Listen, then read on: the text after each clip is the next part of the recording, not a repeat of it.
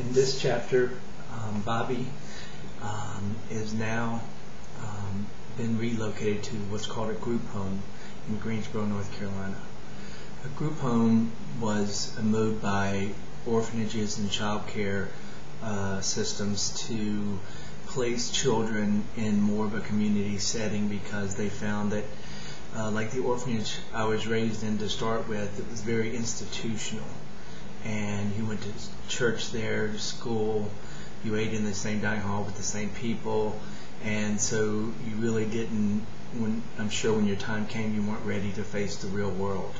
So after a failure in a foster family, I was sent to Greensboro, North Carolina, and it's really where I probably spent the happiest 7 years of my life. I went there when I was 11. I remember the day we drove up and out came the Parkers, Mr. and Miss Parker, and they had their son Andy with them. Miss Parker was probably around 30 at the time, and she was basically the one in charge. Mr. Parker worked outside, but that summer I was the only kid there, and I really fell in love with the Parkers. And but I still had my issues. I fought all the time at school. I got into trouble. I stole. I lied. I just wasn't, I was just messed up. I wet the bed. I had a lot of issues. And I remember the first time I got in real trouble with Miss Parker, and I came home from school, and she'd gotten a call from the principal saying that they'd had to pull me in and spank me. And when I got in, there was a chair in the middle of the dining room, and she said, "Come over here and bend over this chair. You're going to get a whipping." I said, "What for?" I didn't do anything wrong. And she goes, "We have a rule in this house. If you get a whipping at school, you get a whipping when you come home." And she proceeded to whip me with a belt.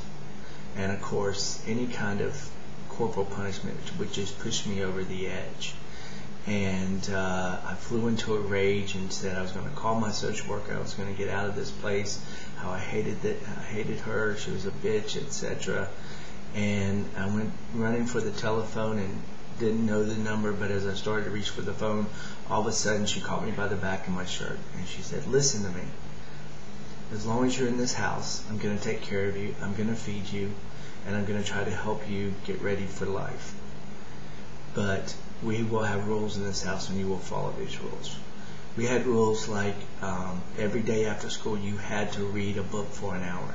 I used to laugh all the time once new kids. See, now in a group home, if you don't get adopted or go back to your family or they find a foster family for you, you just stay in the group home. But 9 times out of 10, kids would just come and go. They would be there for various lengths of time. And it was a crazy place. I mean, these kids had problems. I had problems. But I remember one time I came home and that we had tutors, and these tutors were in a fight with 2 of the kids, and one of the kids had one of the tutors in the kitchen laid on the floor with a knife to his throat. And I, of course, being a man that I am, turned around and just started crying and walked out of the house. And as I was walking down the steps, Miss Parker came. And Miss Parker said, "What's wrong?" Da, da, da, da. And I couldn't even talk. And so she went in, and I followed her like a puppy. And she just went through slapping people, telling them to get off, people get upstairs to their room. She went into the kitchen where Leo had the knife, and she took the knife from him and asked him what the hell he thought he was doing, sent him to his room. And this was just an afternoon at the group home. So she was an amazing woman, and she taught me a lot about, well, I tell people she gave me my ritualistic views. Make your bed, brush your teeth, be on time, be kind, be caring, tell the truth, be honest, work hard, and whatever happens after that is up to you. And so I started in school, and I started, for the first time, I went from straight F's and D's to B's and C's in 6th grade. And then in 7th grade, I started making mostly A's and B's. And it's continued all the way through 9th grade. And I have to say, the people I went to school with, it was an amazing group of young kids. Here we were in the Deep South, and our class president, 7th, 8th, 9th, 10th, 11th, 12th, was a African-American girl, Audrey, who I love to this day. And I think it's pretty amazing that a bunch of white kids could say that a black girl was our class president. And it was just the type of kids, and I loved them. My friends, the thing is, I never told them that I lived in a group home. I lied. I told them I would either tell people I live with my aunt, or I would tell them I live with my grandmother, and I'd get them to drop me off at this big, huge mansion down the street from the group home. And basically, I was like any other kid. I went to school. I got involved in plays and choir. I became involved in track and cross country. And I worked. I worked at a vet for 3 years, all through high school, and would scoop poop and would get up every morning. And I think one of the biggest disappointments for me was that as I had started in 7th and 8th, I was reminded that the orphanage had a deal that said if any child would ever go to college, which happened so infrequently, that they would pay their way to college. And so basically I was really going to be the first kid to ever go to college. And my junior year, the orphanage changed. It changed a few times. It went from Thompson Orphanage to Episcopal Child Care Services to Thompson's Child and Family Services. And it was during one of these changes that the director decided they would no longer fund college educations, and that happened to be my junior year.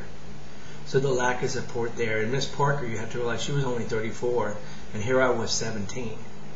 And she didn't know how to raise a teenager. And even though I was a very good kid, she made me follow the same rules. I had to be in at 9:30 in my senior year. And it just caused so much friction, and eventually definitely fell out of love with her, and just bided my time until it was time for me to go to college. And you know, the story I always tell people is the day I graduated in North Carolina, it's either you're in child care until you turn 18 or the day you graduate from high school. And the day I graduated from high school, I came back from graduation, and there was a trunk on the front porch, and there was an alarm clock and a $20 bill and a letter telling me good luck. And I basically was, for the first time in my life, homeless. And it wouldn't be the last time. There would be 2 other times. But this was not of my doing. And the year before, they had put me out in a hotel with men. And after what had happened to me as a child, you can imagine I was scared to death. And I worked construction that summer, and they wanted me to get me ready to living on my own, but I was only 16. The first time I applied for a college loan, they wrote back and said, we're sorry, but there's no way you can be 16 years old and be on your own. And unfortunately, that just wasn't true, and I had to fight and fight to get my financial aid, and it eventually caused me a lot of affliction when I started college. But I never will forget the day I got the letter from UNC Wilmington that said, you're accepted. I've been waitlisted at the University of North Carolina, Chapel Hill, which was my dream. And you'll find more about that later. But my years in high school were great. I just can't tell you enough about the kids. I had about 10 girls that really were my friends, and I recently got to go back home to Grensboro to thank them. And they were amazing women. Lori, Stephanie, Missy, Abby, Laura. I can't think of them all right now, but there were many, many girls, and I owe them a lot. And I had two friends that were guys who taught me, were the first guys that I ever got close to. And they were Billy and Carl, and they were great to me as well. And what I saw was the fact that they were all going to college. I didn't even know what college was till I got to know them. And so I had a new dream. And one time a friend, one of my what we call house parents, substitutes, would fill in for the Parkers when they took a break, took me to Carolina, and I met 2 Carolina basketball players. And that was the day I fell in love with Carolina and realized that's where I wanted to go. And so the story stops here with the day I graduate from high school, and I'm on my own, and I'm basically crying, and all I can do is think I need to get some help. I need to find a place to live. And I was 17 years old.